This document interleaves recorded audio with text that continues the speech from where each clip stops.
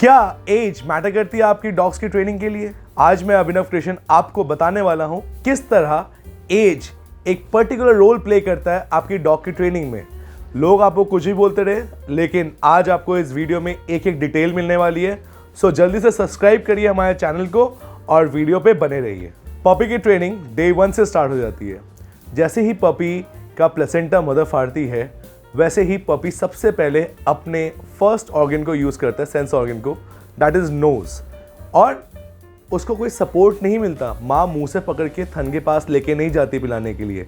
उसकी ट्रेनिंग वहीं से स्टार्ट है कि उसका मोटिवेशन फूड होता है और वहीं से वो चलना स्टार्ट करता है और थन के पास जाता है।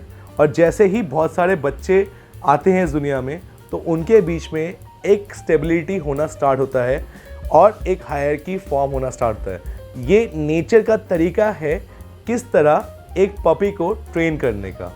माँ पूरे एरिया को क्लीन करती है फर्स्ट डे से लेके 20-25 दिन तक, जब तक उनकी प्रॉपर आंखें कान वान ना खुल जाए, तब तक प्रॉपर एरिया क्लीन करती रहती हैं। फिर धीरे धीरे करके जाना स्टार्ट करती है बाहर, खाना खाना स्टार्ट करती है, पपीज़ को थोड़ी देर अकेला छोड़ना स्टार्ट करती है। बेसिकली इससे क्या होता है, ना उनके अंदर एंग्जाइटी होती है। सबसे बड़ी एंग्जाइटी जो सेपरेशन एंग्जाइटी होती है वो नहीं होती। दूसरा, फूड के लिए जब तक तमीज़ से बच्चे ना बैठे माँ खाना नहीं खिलाती। तो ये सारी चीज़ें बहुत इंपॉर्टेंट है और इसलिए हम बोलते हैं कि पपी को अगर आप घर लेके आ रहे हैं तो एटलीस्ट 1 महीने का ना लेके आएँ, बल्कि 3 महीने का लेके आएँ। जब आप 3 महीने के पपी को घर लेके आते हैं तो आधे से ज़्यादा प्रॉब्लम्स उनकी माँ ने रिजॉल्व कर दी होती है। अब आते हैं 45 डेज़ पे कि 45 डेज़ का जब पपी हो जाता है उसे वैक्सीन के लिए लेके जाते हैं। और लोग कहते हैं कि, लोग मेरे कहने का मतलब है डॉक्टर्स कहते हैं कि इन्हें नहलाना मत और 6 महीने की एज तक घर से बाहर मत निकालना, क्योंकि उससे उनको इन्फेक्शंस हो जाते हैं और काफ़ी चीज़ें होती हैं, जैसे कि डायरिया हो सकता है या डिस्टेंपर हो सकता है या रेबीज़ या पार्वो, बहुत सारी चीज़ें हो सकती हैं। तो आप उसके लिए वैक्सीनेट कर सकते हैं, लेकिन ऐसा कुछ नहीं होता। होता है, बिल्कुल होता है। मेरे पपी को भी हुआ था parvo and he passed away, लेकिन आपको रिस्क लेना पड़ेगा। That is what nature teaches us. अगर एक माँ होती है, वो आप गली में देखते हैं जो बच्चे हो रहे हैं, या जंगल में भी एक भेड़िए के बच्चे हो रहे हैं, तो वो उनको धीरे धीरे अपने पीछे लेके जाना स्टार्ट करती है खाने की तरफ, ताकि वो मान से बाहर निकले। आप अगर उन्हें इनक्लोज शेल में रखेंगे तो वो ज़िंदगी में कुछ नहीं सीख पाएंगे। उनके अंदर सबसे ज़्यादा प्रॉब्लम्स आनी स्टार्ट होंगी सेपरेशन एंग्जाइटी की, फूड एग्रेशन की, और सबसे बड़ी इशू आएगी टेरिटोरियलनेस की, क्योंकि वो एक ही एरिया में रह रहे हैं और ना वो कभी भी सीख पाएंगे कि बाहर जाके एक्सक्रीट करना चाहिए या सूसू पॉटी करना चाहिए बाहर जाके। क्योंकि अगर मान में ही या एक घर में कमरे में बंद रहेंगे तो उसी को अपना वो दुनिया समझ लेंगे और उसी के लिए वो टेरिटोरियल होंगे। उसी के लिए, उसी के आसपास जो लोग होंगे, अगर वहाँ से मिसिंग होना स्टार्ट हो आफ्टर 6 months ऑफ एज, तो वो इरिटेट होना स्टार्ट होते हैं, रोने लगते हैं, परेशान होने लगते हैं। और अगर उस एरिया में कोई और दिखता है उन्हें, तो उनके लिए एग्रेशन आना स्टार्ट नॉर्मल है। सो मेक श्योर करें कि जब भी आपका पपी 45 डेज़ का हो तो उसे धीरे धीरे करके नहलाना, खिलाना, उसे कंडीशन करना स्टार्ट करें जिस तरह उसकी माँ उसे करती है। आप अगर उसे कुएं का मेंढक बना के रखेंगे तो वो कुएं का मेंढक ही रह जाएगा। आपको मेक श्योर करना है कि उसके लिए बहुत बड़ी दुनिया है, पार्क्स है, सब चीज़ें हैं। आप बीमारियों से भी उसे बचा सकते हैं। आप क्लीन रखिए, जब भी घर आए उसके पॉज को साफ़ करिए, उसको क्लीन रखिए, धीरे धीरे करके कंडीशन करते रहें उसे। अब आते हैं 45 डेज़ के बाद किस तरह की ट्रेनिंग स्टार्ट होती है। 45 डेज़ टू 6 months। 45 डेज़ तक उनके दांत निकलने स्टार्ट होते हैं, जो होते हैं सुई जैसे लंबे, और जब आप वो काटते हैं तो आप कहते हैं मेरा कुत्ता एग्रेसिव है और काट रहा है। तो वो चीज़ मैं कहूँगा कि दैट इज़ अननेसेसरी। ह्यूमन के भी दांत आते हैं तो वो पेन होते हैं, तो हमें भी टीथर्स मिलते हैं चबाने के लिए कहीं ना कहीं, लेकिन पपी बाइटिंग को रोकने का ये टाइम बेस्ट है 45 डेज़ ऑफ एज। यहाँ से धीरे धीरे उन्हें प्ले एक्टिविटीज़ देनी स्टार्ट करनी होती है। फिर उन्हें समझाया जाता है कि आप किस तरफ अपने डॉग को लेके जाते हैं। अगर आप आर्मी में हैं और चाहते हैं कि आपके पास एक बहुत अच्छा प्रोटेक्शन गार्ड डॉग बने, तो 45 डेज़ की जो एज होती है उसमें उस डॉग को खुला छोड़ दिया जाता है कि भाई साहब आप जाओ अपनी दुनिया एक्सप्लोर करो, ना कि घर में बैठे रहो। आप चाहते हो आपका डॉग सर्विस डॉग बने, तो आप धीरे धीरे उसे कंडीशन करेंगे कि उसके अंदर पेशेंस लेवल ज़्यादा हो, और वो चीज़ आप फूड से करेंगे। धीरे धीरे आप देखेंगे वीडियोस में हम हर एक चीज़ के बारे में बताते जाएंगे आपको।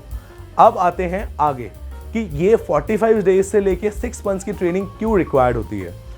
ये वो पीरियड ऑफ टाइम है जैसे कि बच्चा नर्सरी से लेके 12वीं तक स्कूल जाता है। आप इस चीज़ को समझिए। हम इस चीज़ को इग्नोर करते हैं क्योंकि हम लोग डे टू डे लाइफ में बिजी हैं। हम कहते हैं कि हमारे पास खुद के लिए टाइम नहीं, हम कुत्ते को टाइम क्या दें। तो आपको कहीं ना कहीं डेली ना करते हुए 15 से 20 मिनट अपने डॉग को कंडीशन करते रहना पड़ेगा। लेकिन 6 मंथ्स के बाद जो ट्रेनिंग होती है दैट इज़ टोटली डिफरेंट। उसके बाद आपका आता है extreme level of obedience, that is advance level of obedience. उसके अंदर आप डॉग को अपने साथ हील होना सिखाते हैं, बैठना सिखाते हैं, नो बोलना सिखाते हैं, रिसीव करना सिखाते हैं। बहुत सारी चीज़ें मैटर करती है कि आप डॉग से क्या करवाना चाहते हैं, क्या नहीं।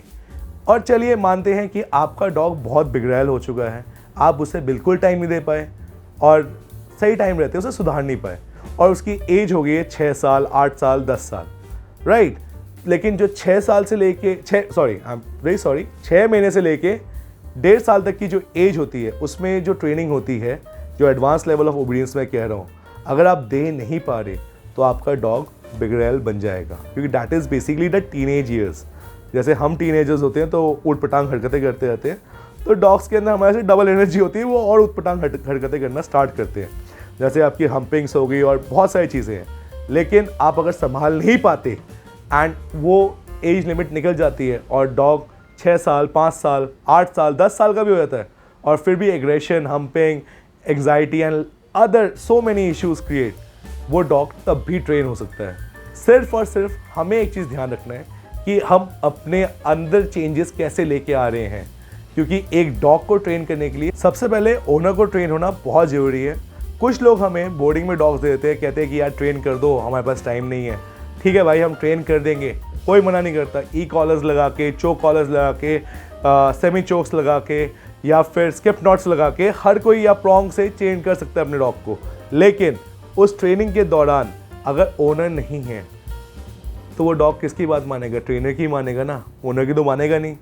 तो at least even in army also, इस टाइम पीरियड ऑफ जो आप देखते हैं एकदम आर्मी के लोग कहते हैं कि हमें आर्मी ऐसा डॉग चाहिए, सारी बात मानने वाला, उसके 2 हैंडलर्स होते हैं और दोनों हैंडलर्स को 1.5 साल तक उसके साथ रहना पड़ता है, उसको अपने से ऊपर ओहदा देना पड़ता है और साथ में उसके साथ ट्रेन होना पड़ता है, तब जाके वो प्रोडक्ट निकलता है।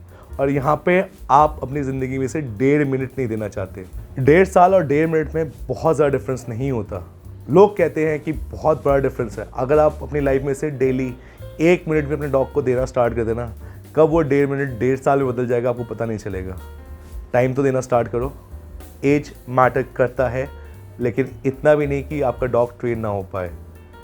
सबसे पहले अपने आप को ट्रेन करिए।